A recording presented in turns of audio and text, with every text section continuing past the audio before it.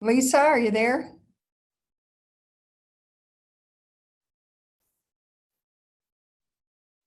It's 7 o'clock.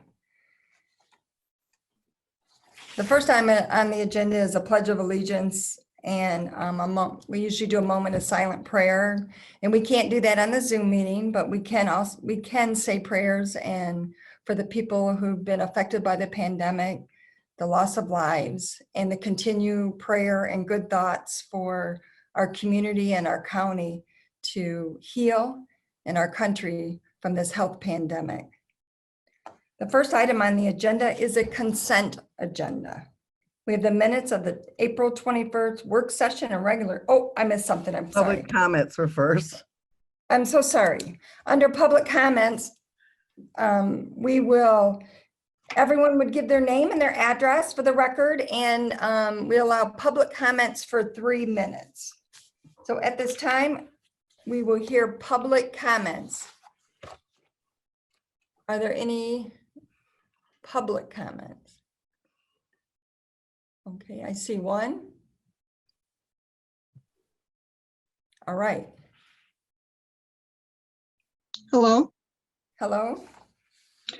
This is Joanne McCullum. I live at 1900 Tyler Road, Ypsilanti, Michigan. And my public comment is, I am very disappointed in Clerk Karen Lovejoy Rowe and Trustee Heather Jarrell Rowe.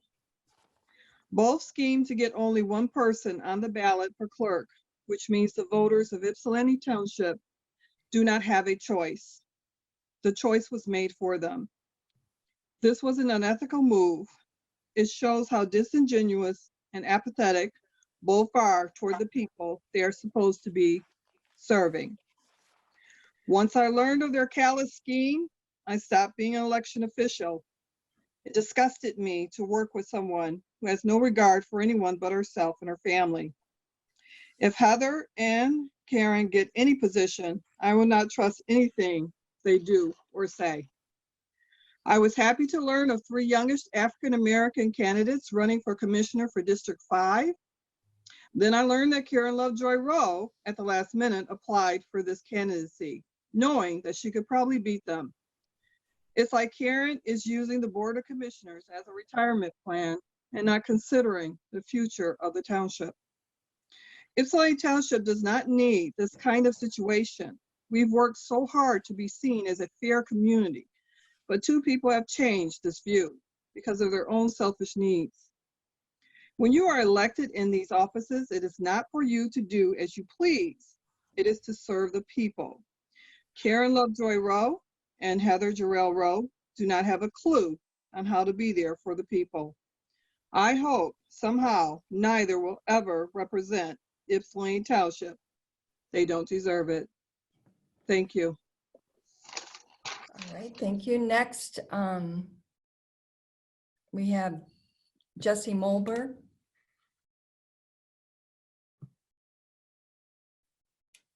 Raised her hand, is that correct?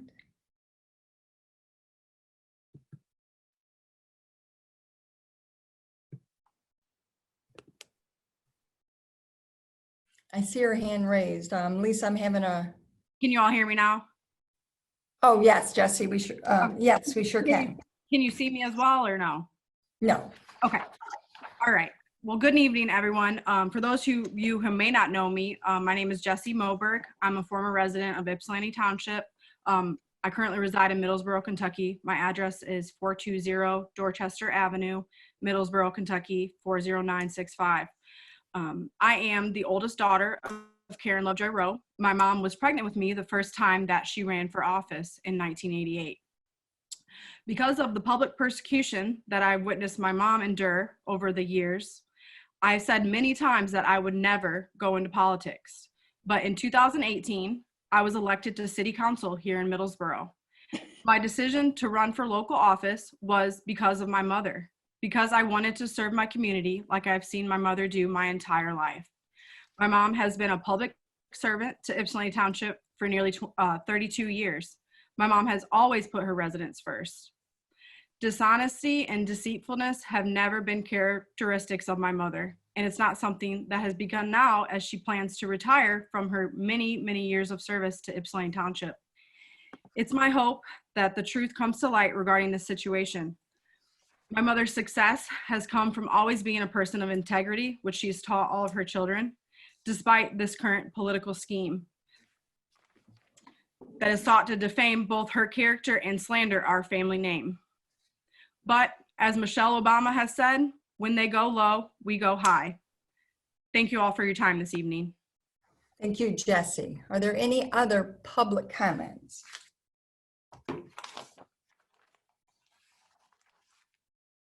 I do have 2 letters from residents to read into the record.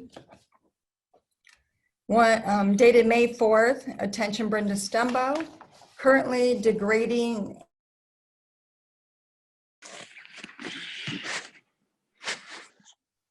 Township employees. The action of Karen Lovejoy Rowe, Township Clerk, and Heather Gerald Rowe, Township Trustee, daughter-in-law of Karen Lovejoy Rowe. Due to the stay-in-place situation, I would like to have this letter read into the minutes of the May 5th, 2020 board meeting. The current illegal, malicious manipulation of the rules and regulation controlling the proper filing and documentation of persons for any office in the township are despicable and give the township a reputation that is sickening. I am totally against all actions that are not legal and above board, and people that don't have the moral integrity to be in any position that requires public trust. And that was from Donald Hazard of Melvin Street. And next letters from Arloa Kaiser of Melvin Street. Just reading letters from. I'm sorry. Did someone say something? Clerk Rowe, did you? Oh, okay, I'm sorry. The next letter is from Arloa Kaiser on Melvin Street. The monitoring and attempted control of elections, subject the apparent collusion of Karen Lovejoy Rowe, Township Clerk, and Trustee Heather Gerald Rowe, Karen Lovejoy's daughter-in-law. Please read this at the board meeting. Ms. Brenda Stumbo, due to the current stay-in-place situations, I would like to have this letter read into the minutes of the May 5th board meeting. The clerk is in charge of elections, so with the apparent manipulations to keep the Rowe dynasty in power and actions taken by the Rowes appear to be blatant disregard of any ethical action or responsibility.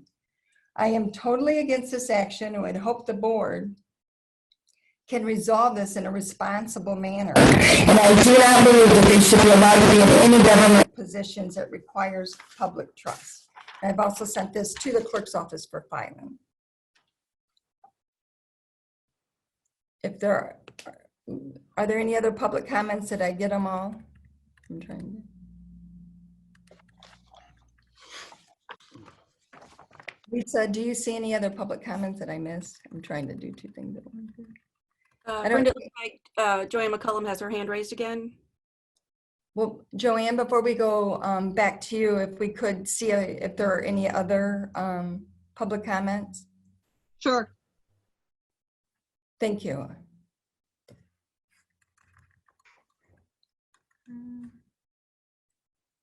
Joanne, I do not see any other public comments, so you may go again.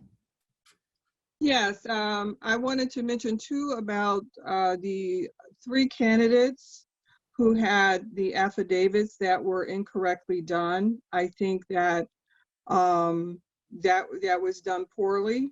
That 2 candidates had to drop out. It should be 3, but 2 candidates saw that their paperwork was not done. It wasn't valid. When excuse me, when you notarize something, that is a legal document. That is very important. And that was not taken care of correctly. And that's why I think that Karen Lovejoy Rowe should not be in that position. And Heather should drop out because her paperwork is not valid. Thank you for hearing my comments. Thank you. So there doesn't appear to be any other raised hands. So I'm going to go back to the regular board meeting. Excuse me, Brenda, there is one more raised hand. I'm sorry. Okay. Do you see? Michael Richardson. Oh, okay. And then there's a second raised hand, Nancy, as well. Okay. Perhaps you can help with the raised hands. Mr. Richardson?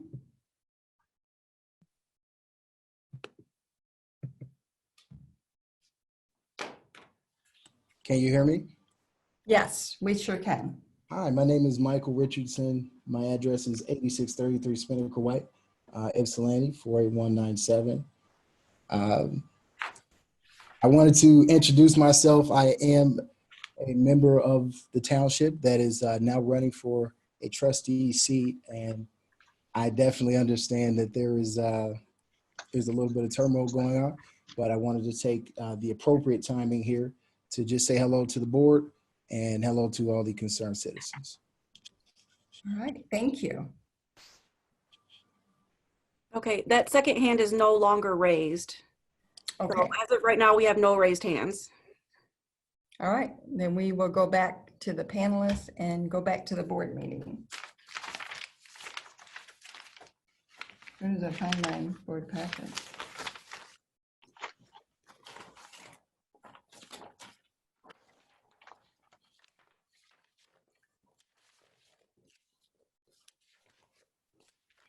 All right, the next item on the agenda is the consent agenda. It's the minutes of the April 21st work session and regular meeting. We have statements and checks. Can we have a motion, and please state your name for motion and support. Madam Chair, motion by Eldridge. Support by Doe. Motion by Eldridge, support by Doe. Questions or comment? I had a correction. Madam Supervisor, Yes. we didn't have a work session. I apologize. That's an error on the agenda. Yeah. Duly noted. We have a motion and support. We have to do a roll call vote. Eldridge, Yes. Doe, Yes. Wilson, Yes. Lovejoy Rowe, Yes. Gerald Rowe, Yes. and I vote yes. Did I get everybody? Monica Ross Williams. Yes. Right, the motion passes. To our audience, I'm so sorry, this is not how we normally do business. Attorney's report. Mr. Winters, do you have an attorney's report? No report this evening. All right. Under new business, we have number 1, request to approve the 4th addendum with Waste Management to extend services through September 30th, 2020, contingent upon approval of the insurance and performance bond by the township attorney. So move. Motion. Karen Lovejoy Rowe. Thank you. Support. Wilson. Support Eldridge. Discussion. Mr. Williams. Mr. Winters. Do you want to, Yes.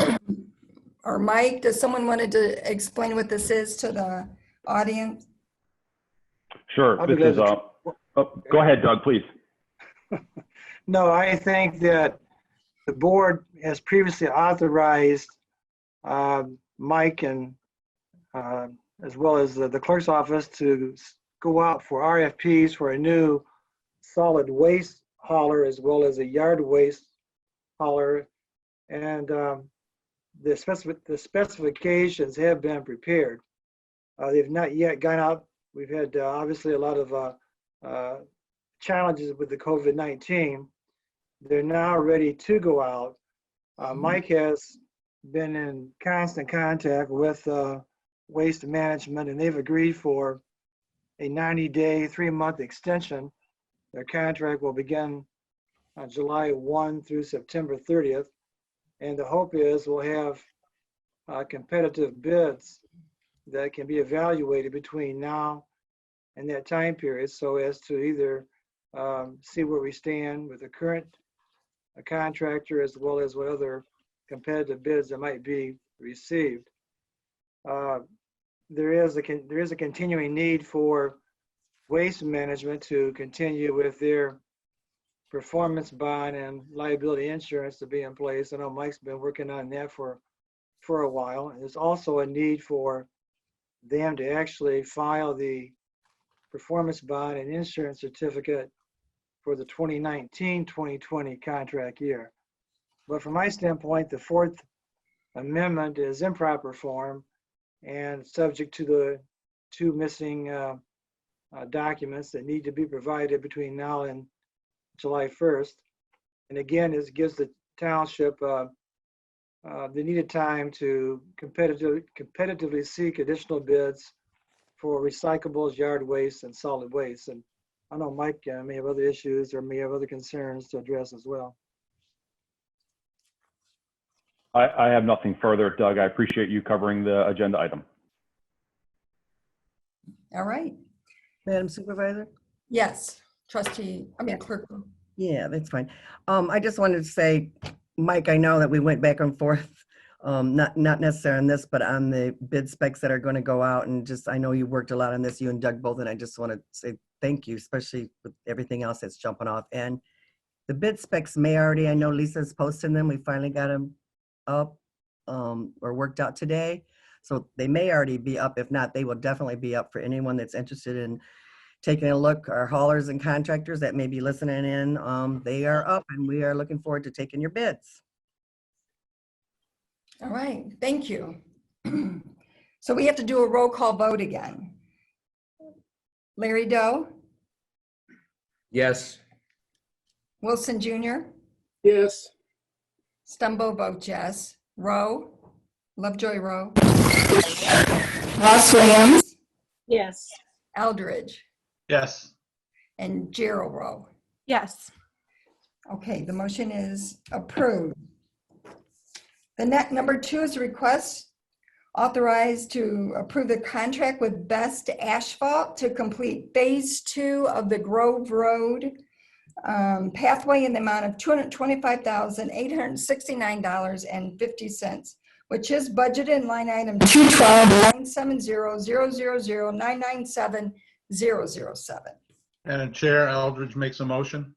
Support Karen Lovejoy Rowe. Motion Eldridge, support Lovejoy Rowe. Hoffmeister, would you like to give an overview of this project? Sure. As you know, this is phase 2 of the Grove Road Trail project. Grove Road was completed, phase 1 was completed last year. And as you know, we've been working through the process of completing phase 2 with OHM. Matt Parks is here also on the call from OHM for any questions you may have. This is part of the B2B trail, as we've discussed last week, to be refunded and paid for by Washtenaw County Parks and Recreation. Excellent. Questions or comments by board members? No one's raising their hand. Okay, so we will do a roll call vote. Doe, Yes. Wilson, Yes. Stumbo votes yes. Lovejoy Rowe, Yes. Ross Williams, Yes. Eldridge, Yes. and Gerald Rowe. Yes. The motion is approved.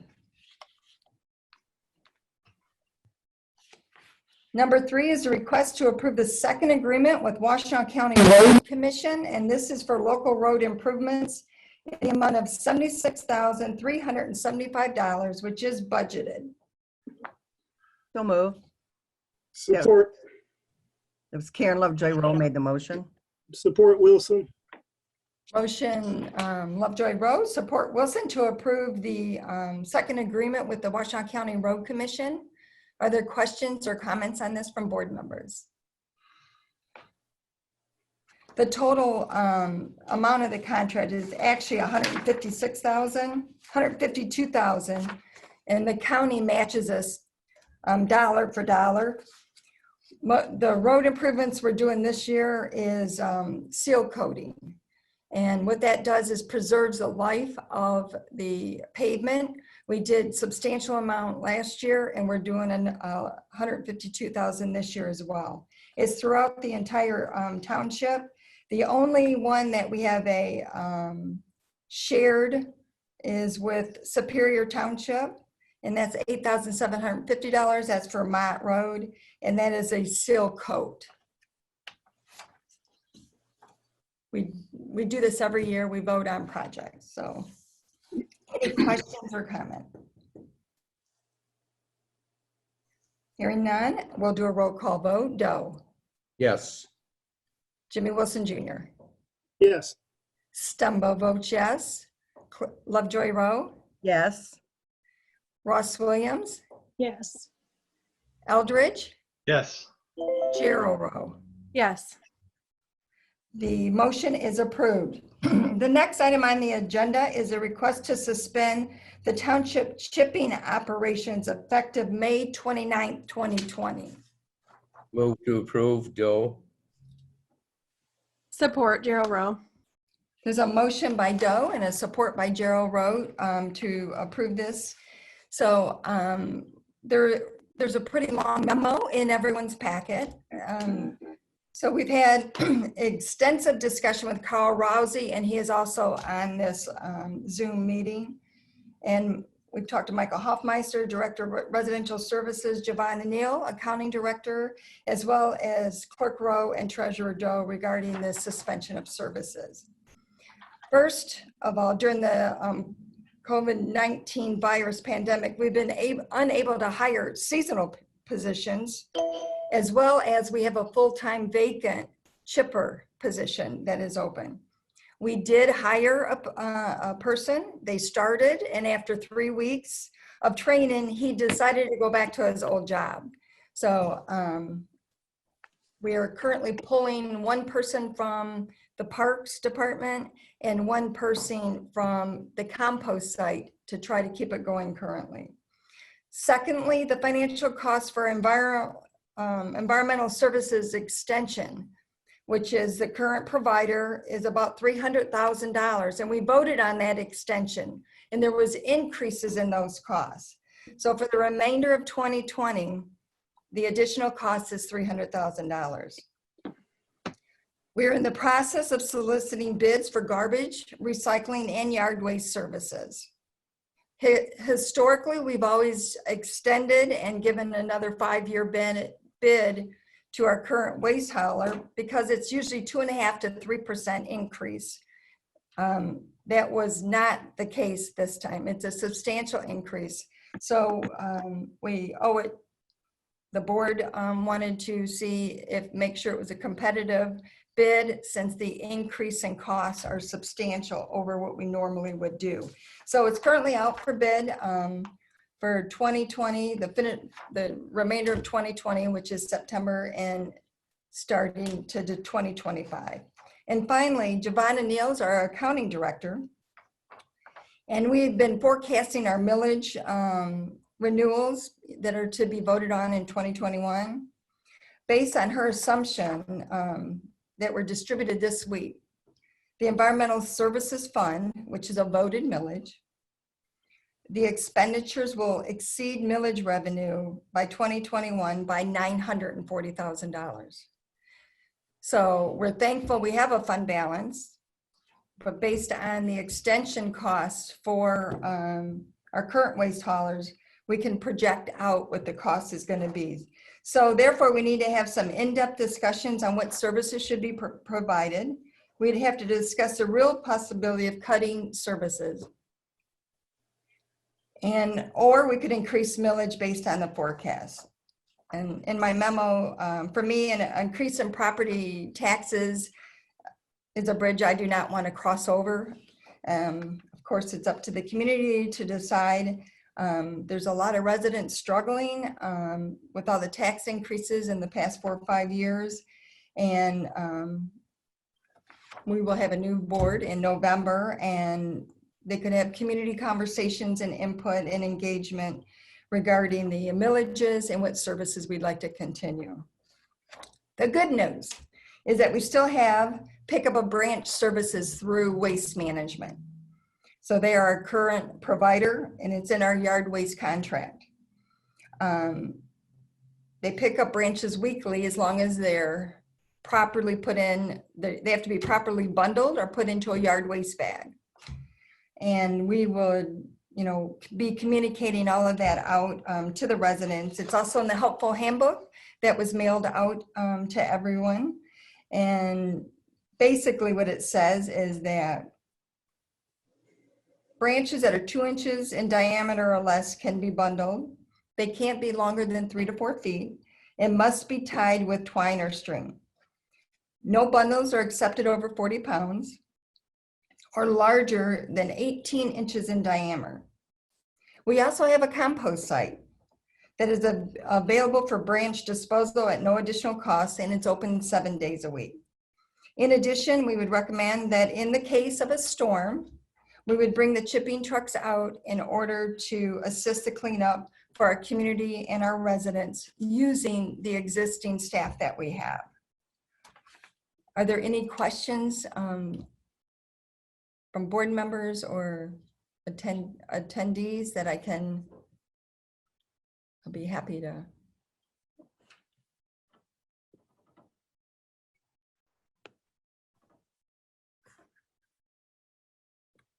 Do you see any questions or hands up?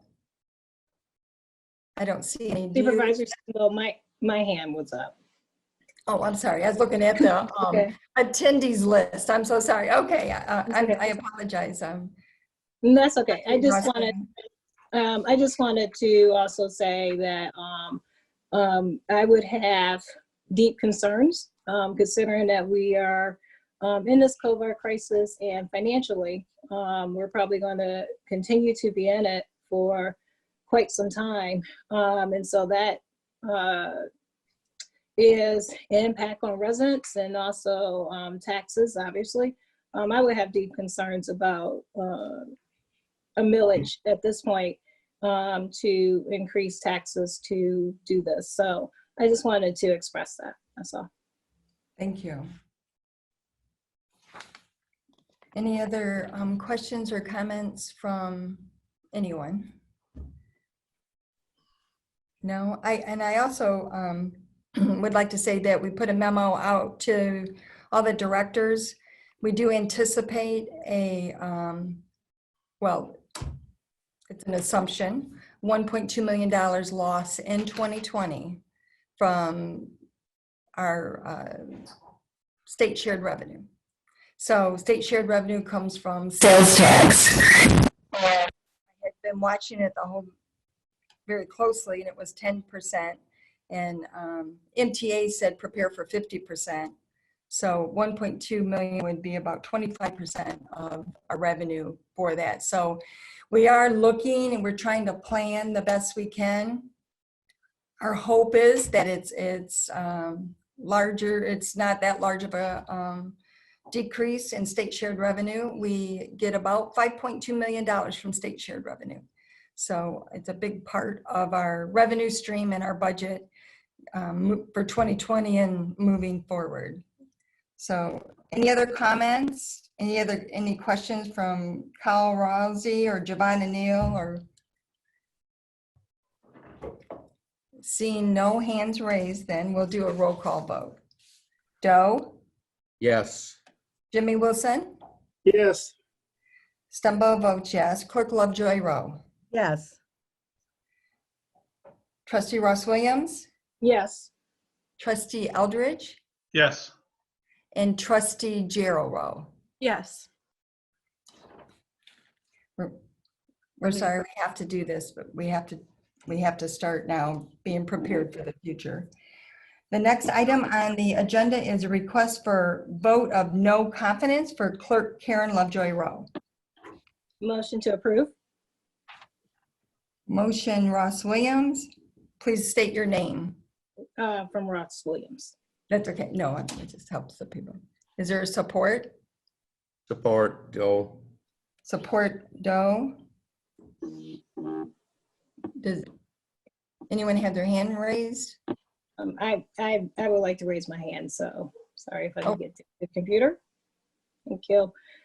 I would like to read this statement, and I will make sure that it's sent over to the clerk for the record. And I will start now. So it will probably be, give or take, about 5 to 7 minutes. So, unlikely to what has been widely believed and way too overtly accepted, being an elected official should focus on excelling in common good, welfare, and quality of life for residents.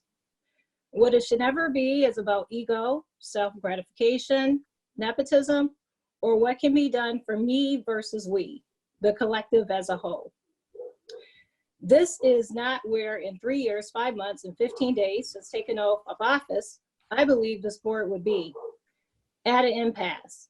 In the middle of a pandemic called coronavirus, with ever-growing numbers of our citizens being impacted, local businesses closed, and lines in need for food, comfort, or financial assistance.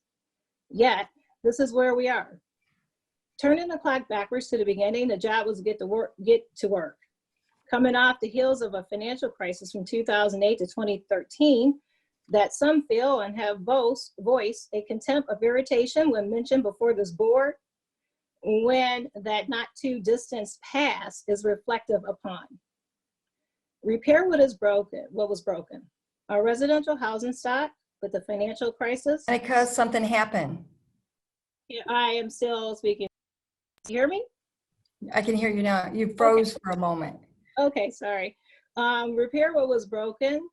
Our residential housing stock with the financial crisis. Add stability for families and individuals by the addition of new businesses while supporting others that stayed and survived. Promote strong neighborhoods and the rising activism within them to be their best. This meant to this trustee work together, not in silos as a board for our constituents. Moving as a collective to meet in the middle for the good of voters and those who did not vote for us. Today I am startled. It is not for just having to sit here in this Zoom conference due to a global, nationwide, state, and local pandemic versus our Ypsilanti Township Board conference room, but instead it is for having to ask for a vote for no confidence against Karen Lovejoy Rowe. I take no joy in this whatsoever. However, duty calls, our constituents deserve it. We are public servants that operate for the citizens only, nothing more, nothing less. This board cannot allow for these actions to continue. On April 21st, 2020 at 8 o'clock, the collective changed. That's when nepotism showed its colors on this board. By an action some will call political gamesmanship, others are still in shock, bewilderment, and outright upheaval. The term I would use as a switcheroo was designed in nature by two individuals over the heads of 57,000 residents. Some of which were discouraged to seek office themselves as to not rock the boat. It takes courage to enter a ring against a strong opponent and incumbent. Name ID sometimes takes years to build for others to know off the drop of a hat. Less known, collecting the proper funds necessary in these days and times for literature and other marketing materials for voters to know their name. Prior to April 20th, 2020, to the average voter, it appeared incumbents were rerunning with their associated name ID for their current position. They held the power of the collective. Power is always with the people, and their leaders are their servants. Today is a measure of the people taking their power back. The facts are the following. This motion to vote of no confidence against Karen Lovejoy Rowe is due to, number one, our community is in the middle of a pandemic called coronavirus 2019. As of today, there were 553 individuals that have been diagnosed with COVID-19 in the 48197, 48198 area codes, some of which have perished. Although our numbers are declining overall with mitigation, which is a blessing, we remain in a state of emergency in our state and our county since mid-March 2020. Our offices in Ypsilanti Township are closed. and the public and businesses are impacted. The public accessibility to their governmental functions have been impacted. This is a fact, and all public officials must be mindful of this. We are public servants that operate for the citizens only. Again, nothing more and nothing less, but some seem to have forgotten that fact. On April 21st, 2020, 2 members of this board, Trustee Heather Durrell Rowe and Clerk Karen Lovejoy Rowe, who are related, colluded in an effort to pull a switcheroo, originally filing in their current positions in February 2020, then changing those choices on April 21st, 2020. Although it is not illegal to do so, the appearance of using nepotism to collude voters of choices and candidates should not be a practice in elections in Ypsilanti Township. There is no right to choose a successor in Ypsilanti Township. This was a statement that was allegedly said. And if you believe that, Clerk Lovejoy Rowe, a rightful correction is solely needed and necessary, as the voters of Ypsilanti Township have that right. Repeated, and this is number 3, repeated errors in affidavit identity and receipt filings, which are duty bound to be reviewed by the filing official. In these cases, the filing official in each incident was the office of Clerk Karen Lovejoy Rowe. These candidates had error in the signatory date and the notary public date. One candidate did not sign the statements and attestations. These are legal documents per Michigan Election Law, Act 116 of 1954, Section 168.558, which reads as follows in various parts. Therefore, Supervisor Stumble, I rise to point of special privilege. Always in order.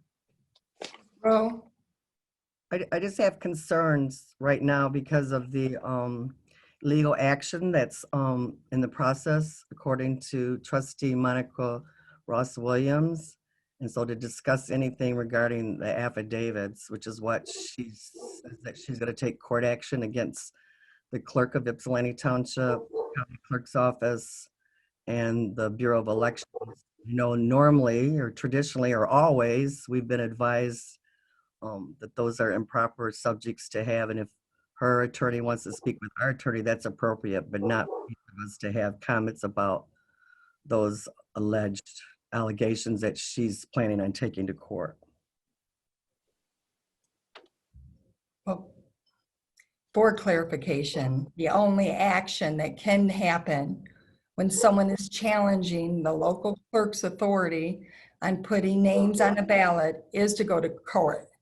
That's what County Clerk Hessenbaum advised, as well as, that's just the process, Karen. You No, have I to. understand that. My point is for us as elected officials to talk about that legal action that Trustee Ross Williams has declared publicly several times. I don't think it's appropriate on that subject to have that as a conversation for each of us. I think in the past, or always, I don't know of a case of whenever a resident threatens to sue the township or a developer, we're always told cease communication, they can talk to the attorneys. And that's my only point. point of You're clarification. absolutely, Wait a minute. you're absolutely correct in terms of that's the place that you go. Which, That's the only road to challenge the decision of the local clerk. correct. Is to the court. So based on that, I'm sorry. Trustee Williams, you can continue. I was just wondering if the attorney thinks it's appropriate for us to talk about an action that's being filed against the township by one of the trustees at this juncture that's going to court, according to Trustee Williams. Madam Chair, can I have my point of clarification? Just Trustee Ross Williams, since Clerk Rowe has asked for an attorney's opinion, then she doesn't like my opinion. I will give her the attorney's opinion. No, I don't have an objection with your opinion. You're correct, but it's clearly going to go to court. That's what she said, and I didn't know if it was appropriate for us to discuss that. That's all I'm asking. Discuss going to court? to discuss the details. She was laying out details about the affidavits, which is what she's claimed, what she said publicly that she's going to go to court over, which takes court action against, she said that she's going to take court action against myself, the county clerk, the State Bureau of Elections. Point of clarification, Yeah, I did that's all say I'm that asking. against the Moment, township. trustee Ross Williams, I'd like to hear, I'm sorry, I do. like to My hear only everyone. question is it appropriate for us when we know that, when we don't know, the suit hasn't been filed, but I know that when a resident or a developer or anyone threatens to sue us, we're always told that we shouldn't talk about those, that subject. That's all. Okay, thank you. Thank you. Ross Williams? I Winners, wanted to did wait. you I have think it was anything to add? it was a legal opinion that was asked, so I will wait for my clarification for that. So Attorney Winners? I'm not aware of any legal action that's been filed against anybody, whether it's by the board or against individual board members. From what I understand, what I've heard so far anyways, is a lot that's being discussed is a matter of public record. So board members, all 7 of you are free to comment as you see fit or as you don't see fit. Right now, there's no legal action that I'm aware of that's been filed against anybody, especially the board. I represent the board anyway, so I can't represent board members anyways. Okay, so we have a trustee Ross Williams based on. I think Attorney Attorney Winners, you may clarified it. continue. Only other clarification I would add is that basically is that I am not doing any action against the township as a whole. Can I continue to read my statement? Yes. Okay, thank you. Let me see. When filing number 1 is going back to Michigan Election Law 116 of 1954, section 168.558, which reads as follows, in parts therefore in various sections. Number 1, when filing a nominating petition, qualifying petition, filing fee, or affidavit for candidacy for a federal, county, state, township, village, metropolitan district, or local district office in any election, a candidate may file with the officer with whom the petition, fees, or affidavit is filed with 2 copies of affidavit identity. Number 2, the affidavit identity must contain the candidate's name, residential address, statement, and the candidate is a citizen of the United States, the title of the office sought, a statement that the candidate meets constitutional and statutory qualifications for the office sought, other information that may be required to satisfy the officer as the identity of the candidate, in a matter which the candidate wishes to have his or her name appear on the ballot. Number 4, which is in the election law, an affidavit of identity must include a statement that as of the date of the affidavit, all statements, reports, late filing fees, and fines required of the candidate or any candidate committee organize and support a candidate's election under Michigan Campaign Finance Act 1 of 1976, PA 388, MCL 169.201 to 169.282 have been filed and paid, and a statement that that candidate acknowledges that making a false statement in the affidavit is perjury, punishable by a fine of up to $1,000 or imprisonment for 5 years or both. If the candidate files the affidavit identity with an officer other than the county clerk or the Secretary of State, the officers shall immediately forward to the county one copy of the affidavit identity by first-class mail. The county clerk immediately shall forward one copy of the affidavit identity for state and federal candidates to the Secretary of State by first-class mail. An officer shall not certify to the Board of Elections Commissioners the name of a candidate who fails to comply with this section, or the name of a candidate who excludes the affidavit identity that contains false statements with regard to any information or statement required in this section. For if the information, including the dates, therefore are wrong by not being signed and somehow affirmed by the notary republic in front of the notary republic or on different dates than the notary republic, the affidavit identity and receipts or filings are not in compliance with state law. Ignorance of the law is no excuse. What could have been done in the past and not caught or found equally is no excuse. We must do better now, knowing better as duly elected public officials. Karen. Number 4, one candidate was only disqualified after the Washtenaw County Clerk's Office rightfully questioned their voter registration status. Specifically, the candidate's home address on the qualified voter file was not in Ypsilanti Township, Michigan. Isn't your office required to check if a voter is registered in the township prior to ever appearing on any unofficial candidates list? It is within the elected duties, according to state law, under the office of township clerk in our 1,240 townships in Michigan, including our own. Michigan election law, again, 116 of 1954, 168.342, township office eligibility for membership on board of review. Section 342, a person is not eligible to a township office unless the person is registered in a qualified elector of the township in which the election is sought by the following deadline. In section 363, oath of office for township officers, all township officers shall, before entering upon the duties of their office, take and subscribe the oath provided in section 1, article 11 of the state constitution before the township clerk or any other officer authorized to administer oaths, and file the same with the township clerk, who shall record a name, and such oath shall be administered without reward and certified by the officer of whom it was taken, with the date taken the same. In chapter 41, Township Revised Statutes of 1946, 41.1b, definitions. Section 1b, for this act, an officer is described as a supervisor, treasurer, clerk, or trustee. In section 65, it defines the township clerk as the 41.65. Custody of the records, books, paper, preservation, delivery to the successor in office, accounts, accounting records, journals, and ledgers.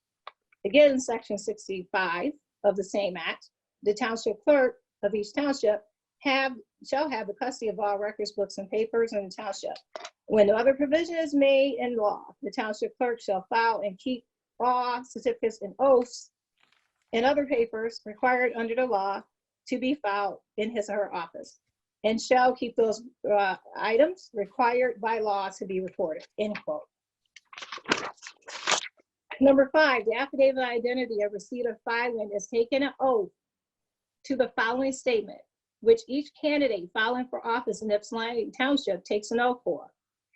Quote, I am a citizen of the United States and I meet the statutory and constitutional requirements for the office sought.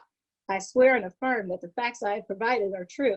I acknowledge that making a false statement on this affidavit is perjury, a felony punishable by a fine of $1,000 or imprisonment for up to 5 years or both, and may result in disqualification from the ballot. This is a legal statement that is signed by the candidate, affirmed by the candidate, witnessed as fact by the notary public, and reviewed on the form by your office of township clerk, Clerk Karen Lovejoy Rowe, as the local filing official, some of which were signed as they were reviewed by your deputy clerk. Not sure if some of these candidates' paperwork was actually reviewed, as in errors in these documents were not caught before some of the candidates ever appeared on unofficial or official candidates lists at the Washtenaw County Clerk's Office, or how some of the candidates were not afforded the opportunity to correct the error paperwork. Number 6, the failure to review the 4 affidavits of identity and receipt of filing was known by two candidates, what was unknown, saying that, by 2 of the candidates filing for office in Ypsilanti Township until well after the filing deadline of April 21st at 4 o'clock, or the withdrawal deadline of April 24th at 5. These 2 candidates made a combination of either public notices to withdraw their candidacy and or emailed officer clerk in Ypsilanti Township about learning of these errors between April 25th and the 27th. These candidates still were added onto the official list of candidates with the Washtenaw County Clerk's Office by you, as the township clerk and local filing official. It is unsure if the other candidate known, if they knew or cared about the status of their affidavit of identity or receipt of filing. Number 7, in my case, Clerk Lovejoy Rowe claimed IT issue was a factor in an email sent to you on April 27th at 3:30 p.m. was the cause of you not seeing my email request. That request, for the record, it was sent to you as a filing official, along with Township Supervisor Brenda Sumbo, who affirmed to me she was able to see my request for the withdrawal communication. I have been aware of other candidates visiting Ypsilanti Township Clerk's office, been made aware of other candidates visiting Ypsilanti Township Clerk's office who were allegedly were initially given improper paperwork to file for the office sought, which was corrected upon with the candidates visiting the Washtenaw County Clerk's office. Again, the voters of Ypsilanti Township have the following rights: to expect all candidates seeking office in Ypsilanti Township are Ypsilanti Township residents, to expect the office of clerk as a custodian of township records perform the duties of the office as prescribed by law, to have the director of elections in Ypsilanti Township, which this township have had since 2019, and Ypsilanti Township's taxpayers pay the salary and benefits, therefore oversee all matters as it relates to candidate filing and elections in Ypsilanti Township, or in the event of their absence, his or her properly trained designee. It does not appear at this time the director of elections was involved or otherwise made any of the errors noted above. To only have candidates on the ballot who have met and exceeded guidelines and requirements as prescribed by laws in the state of Michigan, to have fair and free elections, and to know that the office of clerk in Ypsilanti Township is run fairly without favoritism, nepotism, or impartiality to any candidate seeking office in our township. At this point, this trustee does not believe this to be so. Voters have all rights to choose from candidates qualified for the ballot. The elected official in charge of this action must follow state law and make sure that this is so. This is why I am calling for the Ypsilanti Township Board of Trustees to affirm my motion of a vote of no confidence for Karen Lovejoy Rowe as clerk. On closing, I'm also formally requesting the Michigan Secretary of State's office and/or, if necessary, the Attorney General investigate these matters as described above in a letter to be forwarded to the respective offices and ask the Township Supervisor to consider such. Thank you. Respectfully forwarded, Monica Ross Williams, Ypsilanti Township Trustee. And that is the end of my statement. I see one hand raised. Myla Harris. Did I do that right? Nope. Yes, can you hear me? Yeah, I can hear you. So you can hear me? Yes. Okay. My name is Myla Harris. I am the Vice President of ASME Local 3451. I am also the Chief Steward of ASME Local 3451, Ypsilanti Township Chapter. It seems like I lost visual. Can you see me? Okay, it doesn't matter. Are you there? Yes. Okay. So I didn't get a chance to speak earlier, and I felt that this was an opportunity under this particular request. So I concur that Karen Lovejoy, Clerk Karen Lovejoy Rowe's family will automatically say she's a woman of integrity. But for all of us who are not part of the family, we know her to be something else. So that I won't speak on behalf of all the ASME employees, I will speak on as the leader, and all of the run-ins that I have had with Clerk Rowe in regards to nepotism, to where her continued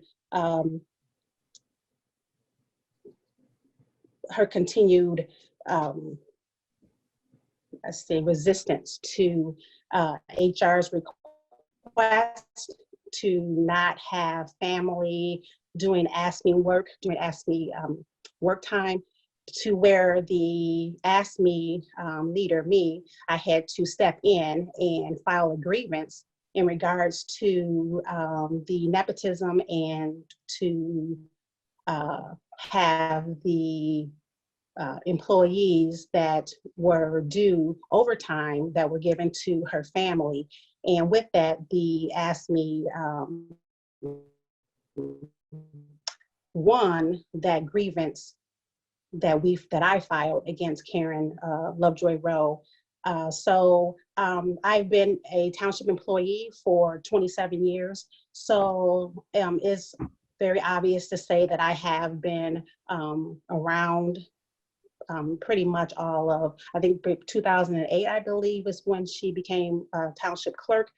And we have had a lot of run-ins with her, and a lot of it has to do with integrity and nepotism with the family. So when I read the article in the newspaper, it did not surprise me one bit, because as the ASME chief steward, that is something that we're always either addressing with her or always having to file a grievance. So I did file that grievance in the later part of 2019. And I just encourage the Ypsilanti Township residents to go out and vote. Your vote matters. And this is not the type of leadership that you want representing on your behalf. And so I just wanted to make sure that I spoke to make sure that the residents really pay attention to who's running and what they stand for. Thank you for your time. Thank you. Next is Valerie Brown.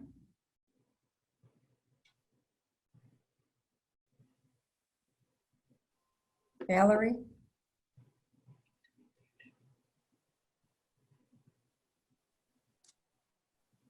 Can you hear me now? Oh, yes. Okay.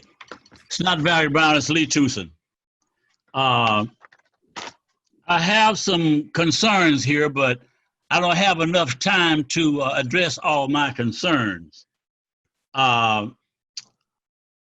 You know, I don't have any friends where right and wrong is concerned. And I certainly don't have no friends here. Now, my question is, listen at reading the newspaper and listening at a Monica's statement, I have to ask, how ethical is it for Miss Rowe to do such thing as she has done? And I have to class this with white privilege. It's no doubt in my mind that's the classification it comes under, because certainly I do not believe a black person would have that right to do that. And when you talk about naming the person to take your position, that is just, it's not nothing new. It's not nothing new.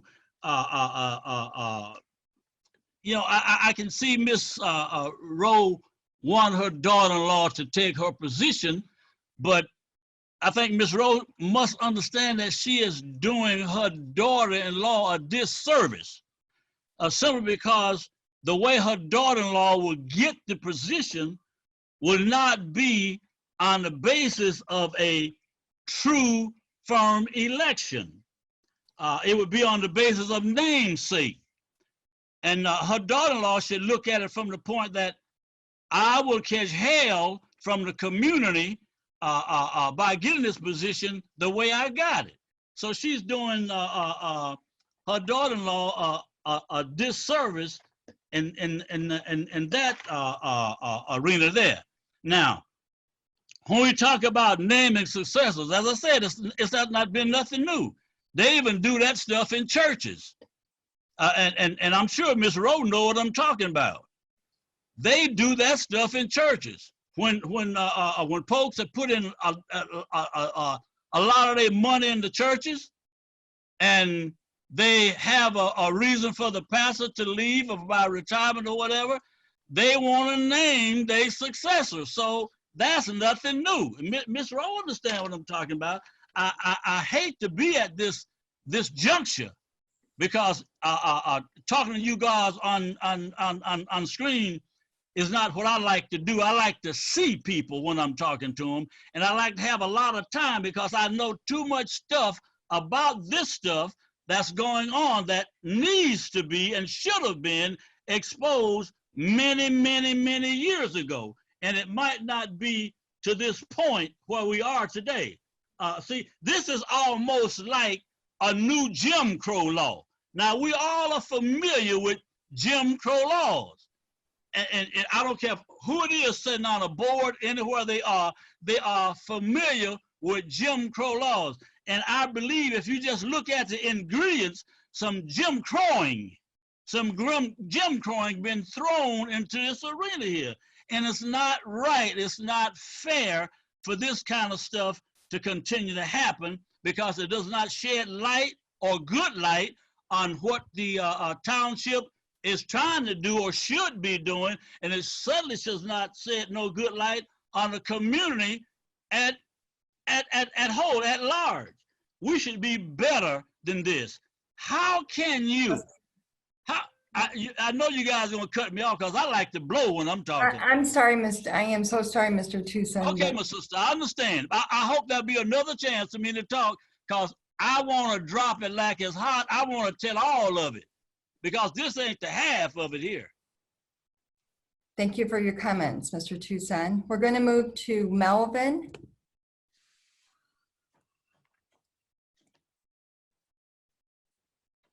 Hello, can you hear me?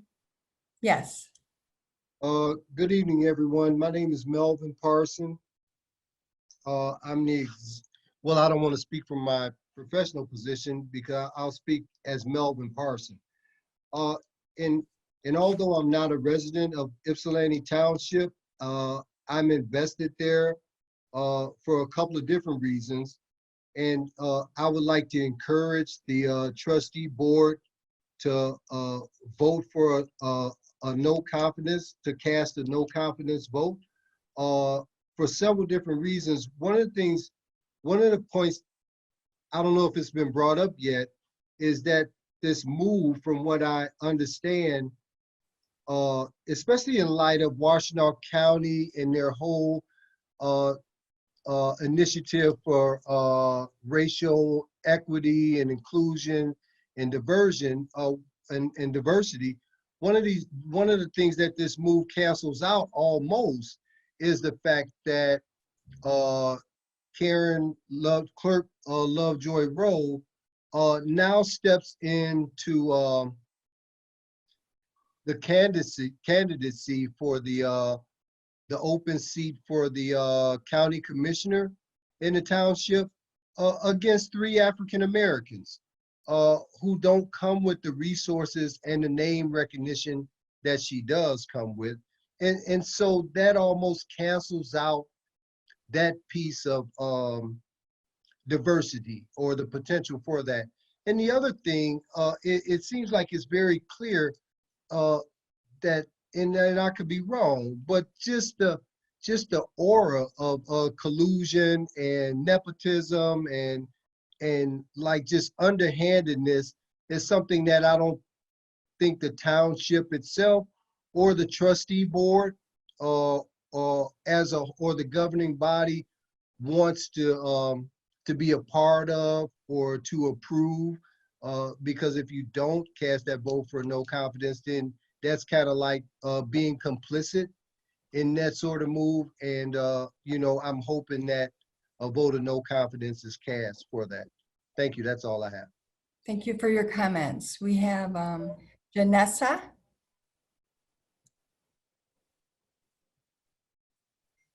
Hi, can you guys hear me?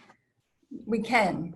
Okay, yeah, I'm Janessa Monahan, and I'm a Black woman, and I'm a resident of Ypsilanti, and I'm also an election worker for Karen, and I just have to say that right now I'm very just shocked and kind of disappointed by what everybody is saying, because as the different roles that I've played, like working for Karen side by side, she's never done anything but show me the utmost respect. And to question her integrity right now, I just am so baffled, because I just think that shows how nobody who is speaking right now truly knows Karen. And honestly, at the end of the day, I just would like to remind everybody that you guys all have the right to vote, and whether you agree with what I'm saying or not, just vote. You guys are already acting like this is what the positions are, and I don't know. I just think that this is very shocking, and at the end of the day, I just have to stand by Karen.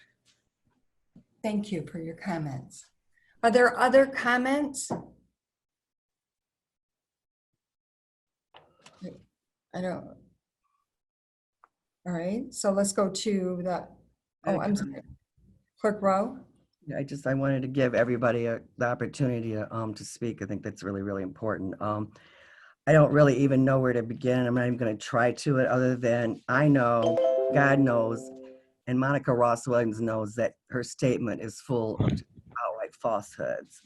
The idea that I got something in the mail or got an email, I never got it. I even sent you an email to your township address, Travis, who is our IT person. When I asked him what this is, I asked him to open it to fix it.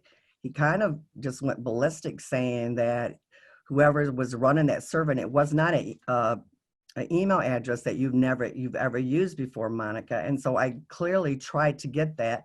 And when he said, I'm not fooling with it because there's no safety or controls, or that it was dangerous and he's not messing with it. And I said, okay, I would email you back, and I did that, and you know that. So to sit here and to try to say that you submitted something to me and insinuate that it was that I made a mistake, that's wrong. To say that I sent an affidavit over for someone that wasn't registered here, that's a falsehood, and you know that. It's one thing to not know, but to purposely try to portray my background and what I'm doing in my job with outright lies. There might be things that you don't agree with, but don't put falsehoods in people's heads with other board members that are just outright flagrantly wrong. You never commented back. You never sent me anything. And even what you did send me was way past the filing deadline, if that's what it was on your email. It just said, please read my letter that's attached. And I could not open that because it was a security issue and was sent from some weird server, and you know where it was sent from. So be honest.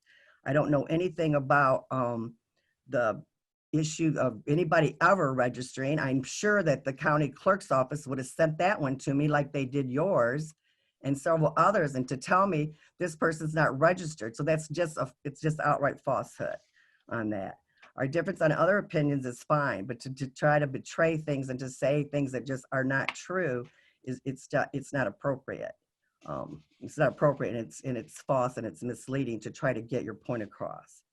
And addressing Ms. Harris, who made her comments, most Joanne McCollum, Angela Rogers, Nancy Hare Dickerson were all folks that she complained about, even though it was done during the same work hours, and you had to be qualified to be a chairperson, which everybody knows that takes training to set up.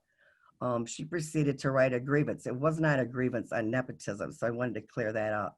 And I'm not sure why, other than I know that I have had disagreements with Ms. Harris as the head of the union, or even as a union member, or when she was in as a steward. And most of those had to do with things about protecting employees and what I saw as employees' rights being overseen or being overrun by those that had nothing to do with the union contract. It was personal issues that were being addressed. So in closing, I just want to say that I appreciate those who have commented here tonight, and I really appreciate all those who have not, in terms of not, I mean, you have the freedom. What I'm saying is, I know that there's been a lot of pressure on a lot of our friends throughout the Ypsilanti Township community, and I'm sorry for that people are, working you over and trying to get you to take sides, and I truly am sorry for. But other than that, and to all my fellow board members, the allegations that are in front of you are, for the most, are false in terms of the things that Monica has laid out. The other things will come out in court. Some of those things about the affidavits and quoting chapter 168. All the decisions that I made were not made alone, and they were done with counsel from the Bureau of Elections, speaking to both their attorneys and their election law person. It is a big deal to take someone off the ballot. And if I'm going to do that, I'm going to have backup to say that, yes, Karen, you have the legal standing to do that. I didn't get that from both the attorney at the Bureau of Elections and the election law specialist, who I trust and call every time. That everyone in this, I talk to clerks that are well represented across Washtenaw County, if they've ever been involved in that, and would they remove something over one little date? And it's absolutely beyond question. Everyone that I talked to said, once they were given the facts and stuff, said you're absolutely correct, and I wouldn't do that. If someone else wants to do that, a judge, that's up to them. I'm not going to just unilaterally, after I've talked to specialists in the field and read the law myself, take someone's name off the ballot. And so to be accused, it's insane. I don't even understand it. Why you would want you wanted to take your name off the ballot. You couldn't take your name off the ballot. And now that you could blame me for your name being off the ballot, and now that your name is on the ballot, now you want to sue me to get your name off the ballot. I don't understand it. I don't know what your motivations. I know that they will eventually come to the light of day. Why it is that you're trying to do this trickery. I listened to you, Mr. Tucson. I heard what you said, and I really respect you as a person of the community who does a lot for our residents. But I just want to assure you and my board members, which I think in your hearts of hearts, that that there's nothing that I have ever done or they would ever do that would anyway bring any kind of darkness to the residents that I serve in Ypsilanti Township, who I'm so grateful to. And I love taking care of their issues. And I would never bring that darkness to my family or to my friends. And most importantly, which is the real check, is to live with myself and to live so that I don't cause a separation between me and Jesus Christ, who really is my Savior. And not only that, he's the Lord of my life, but I wouldn't do anything that would jeopardize that. I thank you for listening, and thanks. Are there other comments from the board? I gotta see if hands Madam are. Chair, Trustee Eldridge? I'll just be brief because I don't have all the information behind it, but I'm extremely disappointed that we're here at this point discussing this type of an issue. I've been on this board now for just over 16 years. And from time to time, I've considered at some point pursuing a full-time spot on this board. I never did because they were held always by an incumbent, and I respect that process. A little over a year ago, I spoke to the current treasurer, and Larry let me, as well as everybody, know that this was going to be his last time through and he was going to be retiring, which I think was the right thing to do because it allowed not only me, but anybody else that would desire that position to file for it and to seek it. My concern here is that none of us knew on the board that this position was going to open up, or at least I did not. And I think it would have been fair and the right thing to do to allow the community to know that so they could have registered. That's all I'll say on that issue. Listening to Monica earlier and trying to jot down notes as I went along, she made mention that there were, I believe, 3 candidates whose paperwork is not completed correctly. If I heard correctly after that, 2 of them asked to be removed from consideration to be placed on the ballot. So I guess my first question would be, if they filed incorrectly, why we haven't removed them? And if 2 people asked to be removed of their own free volition, why they could not be removed? And I'll just stop there for the moment. Thank you. Was that a question for Clerk Rowe?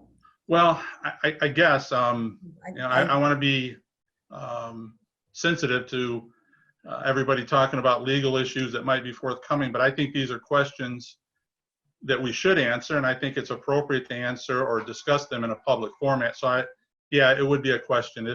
Were there incorrect filings? If so, why they weren't removed? And if candidates did ask to be removed, why they could not be removed from the ballot? Thank you. Did you want me to answer those? Clerk Rowe, yeah. I have no knowledge of anyone asking to be removed from the ballot prior to the deadline. Had they done that, they would have been removed.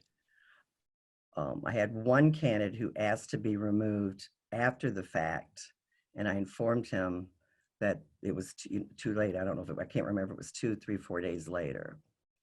And that's the only candidate that ever asked me, as the filing official, to remove their name. And it was after, it's a law. A law says you have to ask to be removed 3 days following the date that you file. And that didn't happen by any candidates. Madam Chair, may I Madam follow up? Chair, real quick? I'm sorry. Go ahead. Sorry, Trustee Eldridge. Go. Trustee Ross Williams, just one moment. Let Trustee Eldridge please continue, and then I'll call on you next. People could raise their hand. I'll try to call on them. Trustee Eldridge? Thank you. Just to follow up on that, if the notice to be removed came prior to the submission to the county clerk, I guess that if the township received those notifications, the clerk's office received them before the filing was done with the county clerk, it seems like we had an opportunity to grant those wishes. And if we're following that strict letter of the law, that still doesn't address if there were improper filings. I know both Trustee Ross and Clerk Rowe brought it up differently in their statements.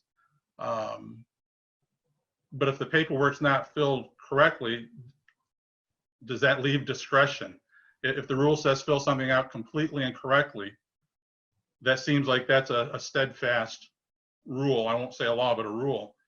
And if we're going to follow the rule of meeting timelines to withdraw, did we meet them in the case of proper filings? That's my only question. I have not seen any of the paperwork for clarification. Yeah, and I can address that.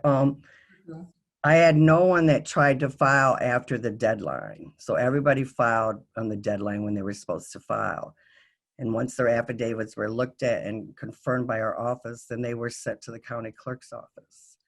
I only had, again, to repeat earlier, I had one candidate, and I apologize, the filing was on Tuesday. You had to withdraw by Friday at 4 o'clock.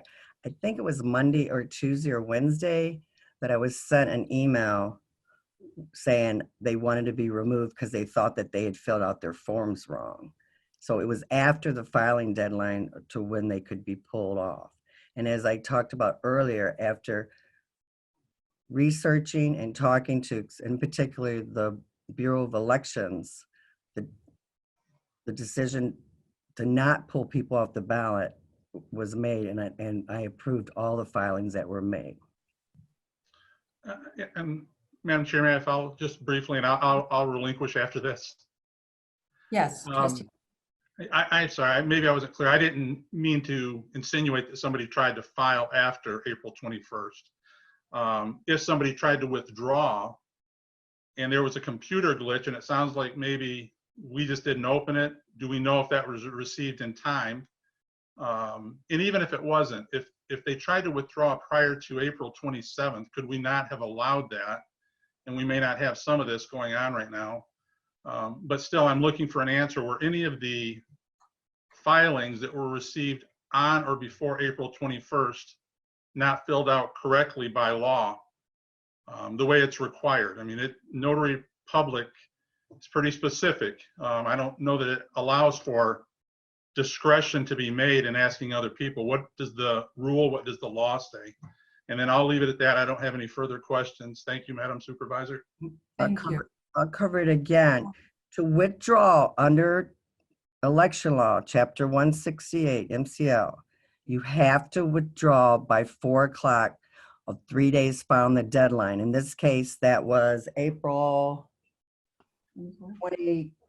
24th at 4 o'clock. I did not receive anything from anyone to withdraw by that time. What I did receive, again, 3 or 4 days later, from one candidate wishing to withdraw, which I emailed back and said, you had to withdraw. I explained the law to him. In reference to the email that got snatched by our IT security system, that was sent like way into the next week. I want to say that I could look it up, but I want to say like the 28th or 29th. And I don't even know what was in there because I couldn't open it. And when I sent that back to the correct Y-Town address, which was not what Trustee Ross Williams sent, it was from a server that I think the words he used was corrupted. And that was from Travis McDougal, our IT person. And so I sent that back and showed her a copy. I did a copy and paste of the statement from the IT director saying, please forward to me whatever it was. And she never responded to that. So I never got, only one person well after the deadline who wanted to withdraw. And like, as I said again, removing individuals from a ballot is serious. If it's a flagrant, they didn't put their name down or how they wanted to run. But for several reasons, checking past historic records here in the township and in the county, and because of the decisions that was made by the Bureau of Elections and telling me what they would do, the decision was made to err on the side of allowing candidates who went through the process. If there is an error, I don't believe, there's nothing in my heart of hearts after discussing this many times with different people that are at a much higher level and much more experienced than me, that anything was done improper. And again, it just floors me that a person is complaining that I took them off the ballot, and then because I left them on the ballot, now they're threatening to sue the township, the clerk's office or the clerk, the county, get the attorney general involved and the Bureau of Elections. It baffles me as to what's behind that, but that's not for me to worry about. My job is to, go by the law, and that's what we did in every aspect of the situation that's involved here. Trustee Jimmy Wilson? Yes, thank you, Madam Chair. I just want to first and foremost make it very clear that whatever was done on the filing deadline, it has a lot of folks, feeling deceived, or it may look shady, and I agree with that. However, it was not illegal. But I'm going to take politics out of it, because if you start to let politics get involved, then your vote will get a little cloudy. I'm also going to take personal feelings out of it, because I've had a relationship specifically with a gentleman I used to work with, Rick Rowe. Knowing that the Rowes have been very involved in the labor movement, UAW, I have a personal relationship and respect them for that. But I have to take personal feelings out of it. I'm only going to look towards if the clerk's office has information that there's affidavits that are not in order and these candidates should be disqualified, and she is choosing not to disqualify them. I would have concern moving forward from this day all the way to the end of her term that the clerk's office is not doing things ethically.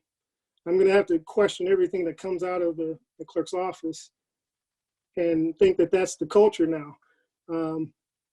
So I guess I have a question through you, Madam Supervisor, to Clerk Rowe, that I would gladly make some sort of motion to table if you can vow that you have paperwork that's not in order, and you will do what's right tomorrow morning to say, hey, County Clerk, there's these three candidates are disqualified because paperwork is not in order. If you can't make that kind of vow to do that, then I would have to vote yes in favor of this agenda item of a vote of no confidence. Thank you, Madam Chair. Thank you. Clerk Rowe, would you? There's confusion here, and I respect your, everybody's opinions and stuff. There's confusion over what's legal and what's not legal. And everything that was done was legal. I didn't just haphazardly make a decision. It was done in consultation with Larry Kesterbaum, with Ed Gobelinski from the county. It was done in consultation with state election officials who worked there. And they clearly said that the decision to throw those people off the ballot is not a decision that that they in conclusion said that they would do. So there's not anything improper. Well, why did you ask them, Clerk Rowe? Why did you even have to talk to them if there was because the county sent the information back and said, we need to know if you think there's a discrepancy here. And so I did research around it. I did research. What was the discrepancy? Pardon? What was that discrepancy? There was discrepancy between 5 dates that folks put on the applications and dates that the notary signed. And after research, talking to folks, actually, one of the election officials laughed and said, I don't care if they filled out a date at all. So that they would never, ever throw out anything because the actual official date is actually the notary's date on the application. We actually have cases, if you look at your old affidavits, you'll ran them a long time, see if you find a date next to your name. It doesn't even exist. So that date is not even necessary on the form. And that's what I was told by the elections. They said they literally, I had them in, when I called, I talked to them and stuff. And so it was just like, okay, then that's the decision. It's just like if someone was running for Senate or for Congress and filed at the state, the date didn't matter to them. And then when we researched and found out that, we don't believe that date was ever, I haven't went back all the way to the beginning of time, but I went back 3 different prior years, and you can go look at your own affidavits and that date wasn't on there. So it's not a question of, it was just, a serious thing that went into is like, do you take people off the ballot because of a date? And they wanted to know, the county wanted to know, that was their position, their position was there's a discrepancy, what's your rule, how do you rule on it? And I didn't do that immediately. There's lots of stuff that, went into it, the research that went into it. I believe they're new forms. Pardon? I believe these are new forms. Well, there's always a new form every single year. Some things change or they lay it out differently. Sometimes the swearing is at the top, the notaries, it's at the top of the statement. So the form I think probably every 4 years or 2 years. I'm not really sure. I didn't go back to see if those were the actual forms that were used in 2018 because people don't file here. But that was one of the things that I had on my list to do. But then we got busy with lots of stuff going on in the office and I haven't had a chance to check that. So the county clerk notified you that there were some affidavits that were filed discrepancies. He said there's a discrepancy in here. What is your position? So that I talked to them individually, both Larry and to Ed. That's where I started. And then they said they talked to the Bureau of Elections. So then I talked to the Bureau of Elections. So anyways, a decision. And your question to Jimmy, no, I'm not going to pull people off the ballot when I was told that that's not what they would do if you were running for U.S. Senate. I don't think that standard's any different. Or for judge. If Mr. Nelson or Rain Washington had sent those in and not filled out, maybe they didn't fill them out. According to the Election Bureau, they wouldn't even look. They don't care about that date. And they wouldn't use it to throw someone off the ballot. They're not on the ballot. Madam Chair. To qualify, you're right. They're not on the ballot. Absolutely. Madam Chair. Wait. Go ahead, Trustee Williams, or Wilson, go ahead. I'm sorry. Madam Chair. Yes.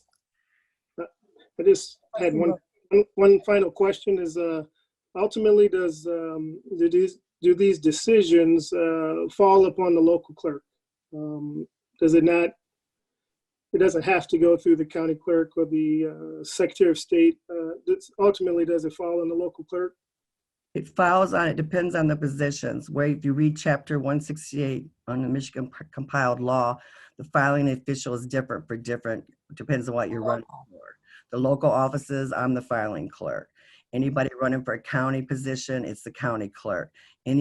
All judges, even local judges, all the way up to, the top, all file with the state, and so does state rep, state senate, U.S., all those file with the state. And so the filing clerk there makes a decision for them, what's on the ballot. The county clerk makes a decision for county positions, and local, village, townships, cities, municipalities make the decisions for the local, for the local candidates. It's where you file your petition. So wherever your petition is filed, that's the elected or appointed, and the city's cases are appointed. That's the law.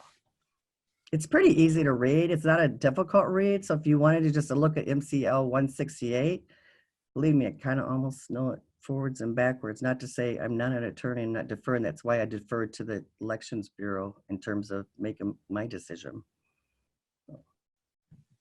Madam Chair. Well, I also think that the affidavits of identity is pretty clear too and pretty straightforward. There's actually, date is only mentioned one time in the entire law, and it has to do with the date of the actual application, which, states determine is the date that's notarized. That's the date of the application. Obviously, it's a date. It was never, no other date was included on it in any other affidavits from years prior. Madam And Supervisor. I had talked, between myself and some of the clerks in the county and, other local municipal clerks, and actually even county clerk Larry Kester-Bonds and Ed are saying, the confusion around that, this comes from the form, and they probably need to go back to the form that they always had where the date wasn't on there. Madam Chair, is it possible I can just have one comment? Thank you. Just real quick, and I know it's Trustee Eldridge wanted to ask a question. If the affidavit identity was not an important paper, maybe not in Ypsilanti Township, but at least for the county, I am aware that there is a candidate that filed affidavit of identity. That candidate had an error date. That candidate was called by the county in order to correct their paperwork. I am aware of that, so. And I make a motion to call a question. No, not yet. No, okay, I'm sorry. Yeah. Did I hear Larry Doe say something? Yeah. I don't see the hand. Yes, Treasurer Doe, I'm sorry. I'm so sorry. Okay. Yeah, I just wanted to make a brief comment. Over the 19 plus years, I've worked with Karen Lovejoy Rowe. I've thought she's always tried to be transparent, and she wanted the voters to have a choice in who they could vote for. For her to sign up to run as clerk in March, which may have kept many people from even trying to run because of her incumbency and the ability to beat her. And on the 12th hour, she pulls out. Her daughter-in-law, Heather, pulls out of the trustees and signs up for the clerk. That's not fair to the voters or anyone who may have wanted to run for either of those offices. I feel this really is unethical and looks to be a collusion between the two. I can just imagine how I would feel, or if I could look at myself in the mirror, had I not said anything early on and ran as if I was going to run for treasurer and had somebody at the last minute sign up and for me to sign out. It just sort of smells, I think. But that's my feeling on it. Thank you. Trustee Eldridge. I just had a quick question. Maybe this would be either for the clerk or the attorney. I've heard the comment several times about research done about dates on a filing document, and they really don't matter. If they don't matter and the dates were incorrect, why would the county clerk call over and refer to it as a discrepancy? It doesn't make sense. If it doesn't matter, then there shouldn't be a discrepancy. If the date is on the document, then apparently it's supposed to be completed correctly, or otherwise I don't believe they would have called from the county referring to it as a discrepancy. And that's it for me. Thank you. Thank you. Monica Ross Williams has her hand raised. Yeah, I won't speak long. Just a point of clarification. First things first is as the document that was put on to Facebook on the 25th of April, when I found out that my affidavit of identity had errors. I filed my documents either on December 16th, 2019 or December 19th, 2019. I can't tell because of the fact that there is a signature with the date of the 16th and there is a notary with the date of the 19th. Those documents was somewhere for 4 months and 5 days. I don't know if they were at the local clerk's official office, but I'm assuming that a copy would have to be left there somehow because state law does say 2 copies. So I don't know why I was not called or even given notice to correct. If I got notice to correct, like the person that filed for the county office, I would have. I don't like to waste time, and I feel like I wasted a lot of time. It's not right for me to be in this race because of the fact that there is an error in my document. It's not right. That's just the bottom line, period. And as for the 24th, well, I didn't find out till the 25th. I found out by a meeting that I wasn't even at. Someone texted me, and then I called and said that there's 3 candidates with errors in filing dates. I wasn't even at that meeting. So to find out like that after 4 months and 5 days, sad. I don't know about the other candidate. I do know that that they filed on the 16th. I don't believe they got notice either. It was a lot of discussion, especially with Clerk Rowe in regards to the withdrawal deadline and basically what that was. If I would have found out by the 24th, I would have withdrew. If there was an error in my paperwork, it's an error. And it's also what the state law says. So I cannot morally or ethically not fight to be off the ballot if I'm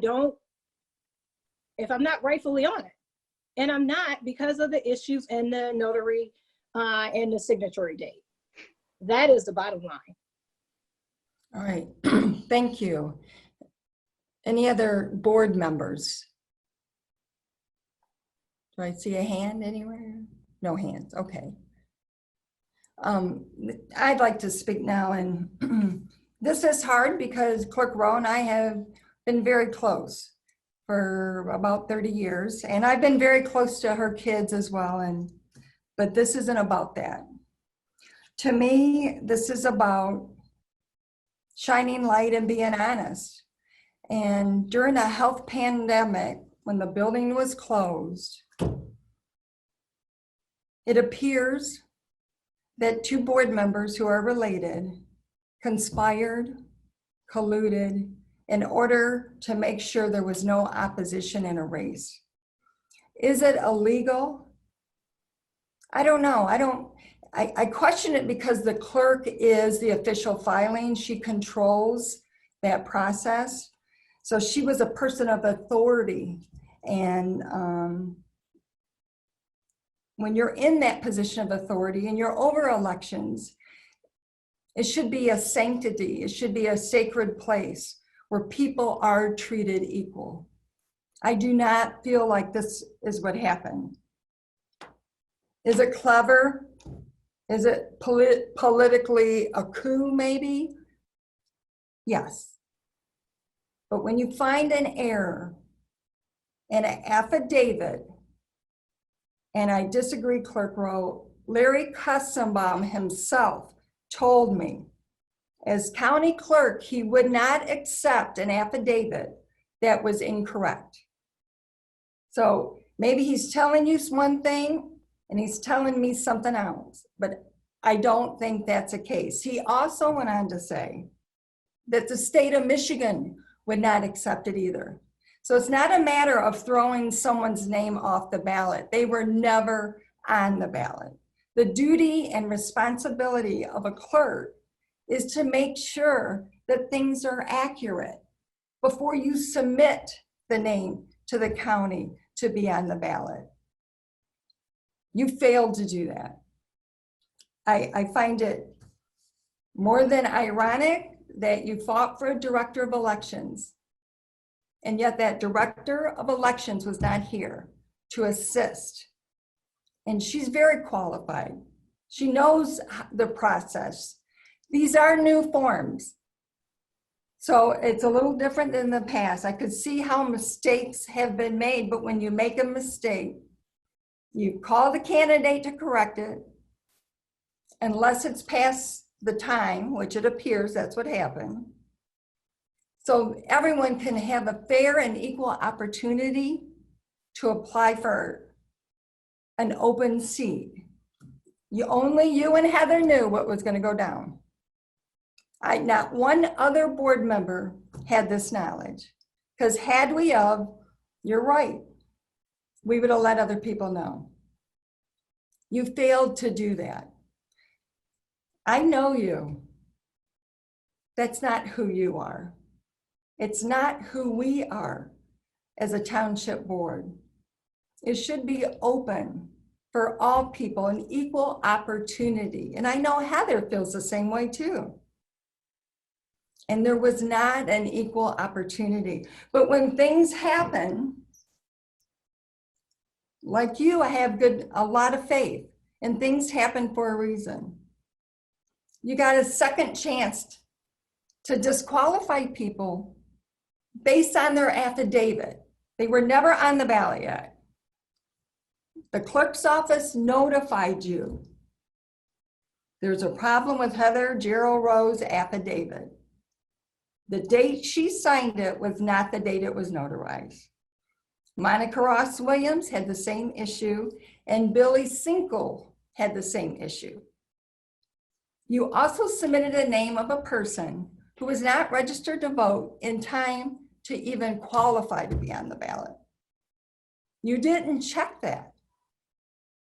That's why I feel, and I was hoping you would be, maybe consider what Jimmy asked Karen, because the vote of no confidence is because the inability to process forms correctly.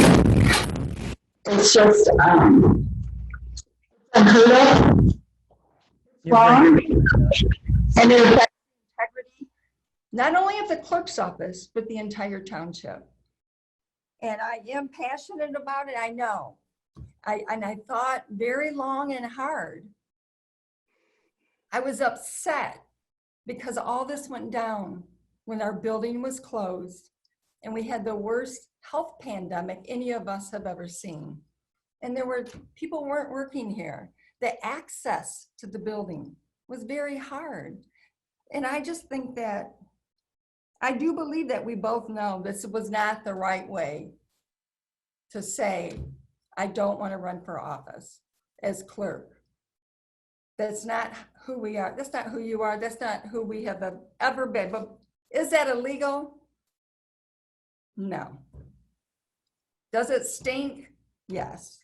Does it bring a black eye or a mark on our township? I think it does, based on the emails and comments that I have gotten from people. But I think we have an obligation to remove people,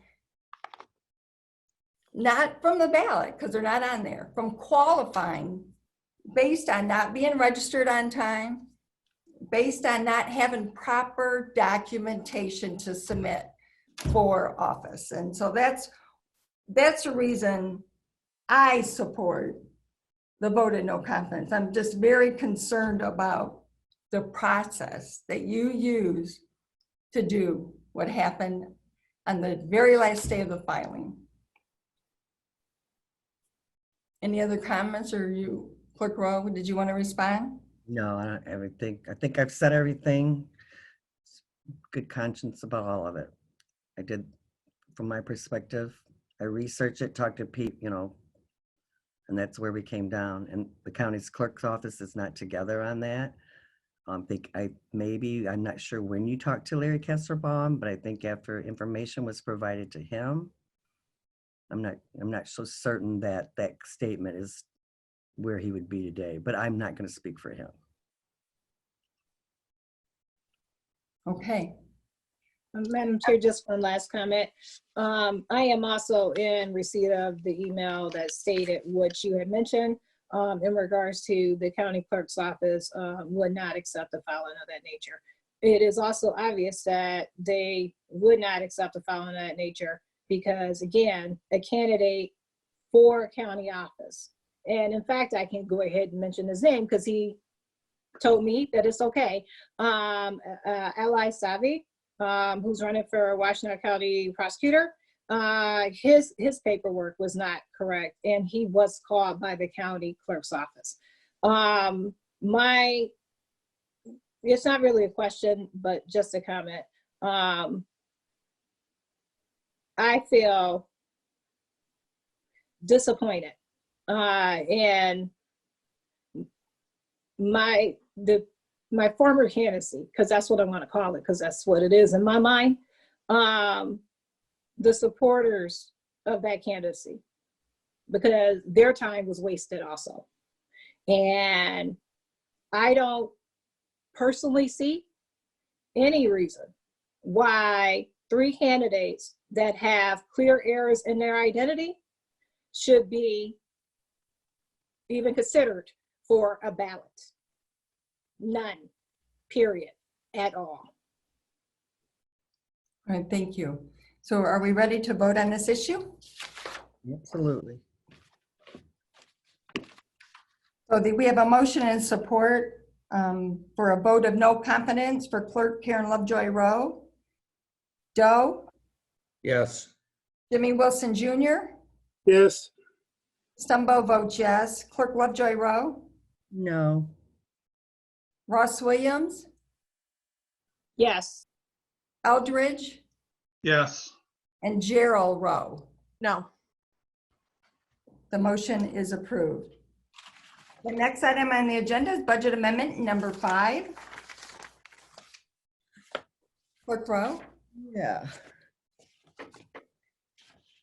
I have a budget amendment to offer, a motion to amend the 2020 budget number 5. Motion to increase the general fund by $20,000. Those are expenses related to COVID-19 to $9,615,571, and approve line item changes as outlined, and increase the environmental service fund budget by $305,950, and that's the increased costs for what we voted on ninth amendment to our waste management contract to $3,256,471, and approve the line item changes as outlined. I would so move budget amendment number 5 for 2020. Support. Yes. There's a motion by Clerk Rowe, support by Wilson. Discussion on the budget amendment. Roll call vote. Doe? Yes. Wilson? Yes. Stumbo votes yes. Lovejoy Rowe? Yes. Ross Williams? Yes. Eldridge, Yes. Darrell Rowe. Yes. The motion is approved. The next item on the agenda is authorization and bids. Request to seek proposals for a preferred network provider that will come back to the township board. So moved. Motion, Lovejoy Rowe. Joy Rowe, Support. Doe. support Doe. Is there discussion? Hearing none, we go to a roll call vote. Doe, Yes. Wilson Jr., Yes. Dumbo. Votes yes. Sorry, Clerk Lovejoy Rowe. Yes. Trustee Ross Williams. Yes. Trustee Eldridge. Yes. And Trustee Gerald Rowe. Yes. The motion is approved. There is no other business to come before the board. Are there board member updates? Madam Supervisor? Clerk Rowe. Yeah, I just wanted to report that voters are requesting daily be added to the permanent list. They were doing that daily, but now that the card went out, it's really increased it, and people are really grateful that the board supported doing that, especially in the time of what's going on, and people really don't want to be around groups of people to vote. They can request an absentee ballot by sending that card back or emailing. It has to be in writing by law, and mailing back the postcard that was recently mailed, or sending just a written request, or through the mail. That would be fine to be on the list to receive an absentee ballot. We are also still in need of election workers for both the August and November elections due to the COVID, probably for August for sure. Let's hope that things keep moving in the right direction, but we're going to have to, put voters 6 feet apart. We're probably going to have someone at the door controlling that, so you only have one person at app. So what I thought we could do with 5 or 6 workers, in some cases are probably going to be 6 or 7 in order to, make sure that the residents are safe. Hopefully more and more will vote. I know there's our Senator Ruth Johnson, who was Secretary of State for many, many years, and is a Republican, is really working hard to try to get her Republican colleagues in the Senate to join them, from things like allowing us to put precincts together so we don't have to use as many workers, to allowing to the ballots to be at least processed for absentee ahead of time, even though not tabulated. They're asked, because they think it's going to take hours, they've actually introduced legislation to allow 2 shifts of workers on the AV count board so that people don't have to work at 24. That's what it's going to appear that it's going to be with the number of ballots that are coming in. One of the things that we're going to have to do is find a new location for absentee count board, even with just 2 count boards, which would be teeny tiny, like less than 5,000 people voting absentee. And we're expecting probably at least 8,000 to 12,000 in Ypsilanti Township, based on projections on today's election and the election in March. So we have to keep those AV count board workers 6 feet apart. So we don't have a facility or anywhere big enough. So I've approached the Marriott. I'm waiting for a phone call back to see if they would make a donation and allow us to use that grand ballroom. Would be great. I'm going to approach the Arbor Prep, even though they haven't been helpful in the past. I'm thinking maybe because of August they would allow us to do it. But anyway, so we're working on that. You can contact my office, or you can actually get it online. Just put in election inspector application in the search engine, or you can call us. You just have to be 16 years old. If you're 18 or older, you got to be a registered voter in the state of Michigan. I also just want to take a chance and just, thank God for everything that he's done to help move us forward by discerning the truth, because that was kind of a big issue to figure out, was this real or not, and to really listen to what the science was saying. And I think as a community and as a nation, I think overall, even though there's doubters, that overall that's the reason why we're kind of moving forward, and because we took it seriously and stayed home. And just thank him for the number of deaths that are going down and the new cases that are going down, not just here but in other areas. Pray for those rural areas, because what we understand is they just don't, it's just starting to reach some of those, and they have actually, there's even threats in Texas of hospitals closing because of all the loss of funding, because they weren't able to do normal procedures. So I think that's important. Also want to really thank and shout out to Commissioner Ricky Jefferson in St. Joe's and Hospital and University of Michigan Hospital and the Washtenaw County Public Health Department for hearing our call on this side of the county. where our residents are so disproportionately impacted by COVID-19, and providing testing at St. Joe Daily, which has been there for some time, and the new 2 pop-ups that are coming up. If you haven't heard, there's one coming on this Saturday, May 9th at the Ypsilanti Township Community Center in Clark Road, and there's going to be another one the following Saturday in Ypsilanti Township, May 16th at the Grace Fellowship Church, or also referred to as the Community Life Center on South Harris. And just overall, just want to ask for continued prayer. All those that are out there and listening land, or just each of us and our families and through our churches. And I know we've been doing it on our prayer chains. Just pray for all those that are on the front line at the hospitals and the clinics and our first responders, along with all those essential workers who have done such a great job in providing us with needs during this critical time. And just ask to give strength and peace to those who have lost loved ones. It's devastating, and so many are in our community. And those who are still in the hospital sick, and especially our seniors. It just breaks my heart that seniors in our nursing homes are unable to see their loved ones. And just ask for divine intervention and help, as those are working scientists across the world to develop knowledge and to provide skills that will come up with a vaccine to rid us of this horrible infection. And particularly, I want to thank everybody who participated from home tonight. It's so exciting. I know I've gotten lots of emails from folks who are saying, hey, or it's been on Facebook. No, can you guys make sure that you continue? As I know we can't do the Zoom thing legally once the thing is lifted, but some way that we can have where people can participate from home, and whether we could have Zoom and just we're not on it. I don't know how that works, but maybe we can, figure that out, because we do live in one of the greatest nations on earth. There is hope for us, and we're in a place where there's lots of countries where you can't speak freely, and the liberty to have that. I appreciate that. Don't take that for granted. So everybody be safe out there, and we're getting ready to come back to work here at the township, right, Brenda? Thanks. I've been here. Yeah, Trustee Ross Williams.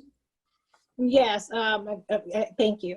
I just wanted to take a moment to equally, but separately, thank County Commissioner Ricky Jefferson. He put out a video call and asked for residents in Ypsilanti Township in order to respond to his call. Within that call, I also want to thank residents in Ypsilanti Township who did. I want to thank the residents in various communities that have been passing out food to our families in need. And also the Washtenaw County Sheriff's Department that have been helping with that. This is a very difficult time. And even though our numbers are down, it does not mean that it is over.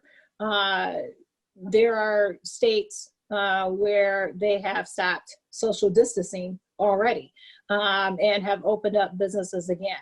And so this virus can, and the experts do say, can have a second wave. So I would just want to tell residents to stay vigilant in order to continue to do social distancing. Highly consider wearing a mask when you are outside, when you are going to the grocery store, when you are going out. And also, basically, it is important to save lives, obviously, but we need to also keep in mind of people, including here in our township, that have lost their lives and been lost souls to this virus. So just wanted to make sure that residents that are still going out right now, trying to make sure our community is being fed. I know Joanne McCullum is one of them. I know I saw Justin Hodge and his wife. I have saw Michael White participate inside of feeding our residents. Every resident that's going out, knowing the risks that they are putting to themselves in order to try and make sure that our community is fed and that they have the needs that they require. I thank you, and thank you for doing that, and make sure that you continue to stay safe. Thank you. There are no other board members' hands raised, but we are having virtual neighborhood watch group meetings now in order to try to, bring people together without actually having to physically be in a place. And that would be May 11th, 12th, and 13th for the different neighborhood watch groups that will be posted on our website. We also, starting Monday of this week, will have bulk pickup. So our waste hauler stopped yard waste and one bulk item pickup. They restored yard waste, and now we finally will have one bulk item pickup as well. I was going to talk about the pop-up testing, but Clerk Rowe covered that. And then we also have, I want to apologize. I don't know what happened, why the board packet was not up on the website on Monday, or it didn't get posted until Monday. I'm not sure what happened. I know residents were texting me and calling me, and I just, I apologize for that, but I see there's 51 people, it looks like, in attendance virtually. I do believe the next meeting will be held in person. And Clerk Rowe's report also talked about a lot of the absentee ballot. I haven't received that app, whatever you mailed out. I have not received it, Clerk Rowe, but I do think that the absentee ballot should have went to the election specialist or the deputy director of elections. It should not go to you, especially in light that your name may be on the ballot. You know, that should not have happened. We should try to stay as clerk. If our name's on the ballot, we should stay as far away from it as we can. And as other family members are on the ballot as well, because family members can't work the polls when your name's on the ballot. You should not be handling them either, especially in light of the vote of no confidence as well. So I would encourage us to use our deputy director of elections for this purpose. And that's all I have. So at this time, a motion to adjourn. So moved. Support Eldridge. Support. I made them. Eldridge. Oh, I'm sorry. Motion Lovejoy Rose, support Wilson. Is that how it went? It actually went motion, I'm sorry, Wilson, and then support Eldridge. That's what I heard. Well, we have a motion of support to adjourn. So we'll do a roll call vote again. Do I have to do a roll call vote on adjourning? I don't think so. All in favor? Aye. Meeting adjourned. Thank you. Thank you, Lisa.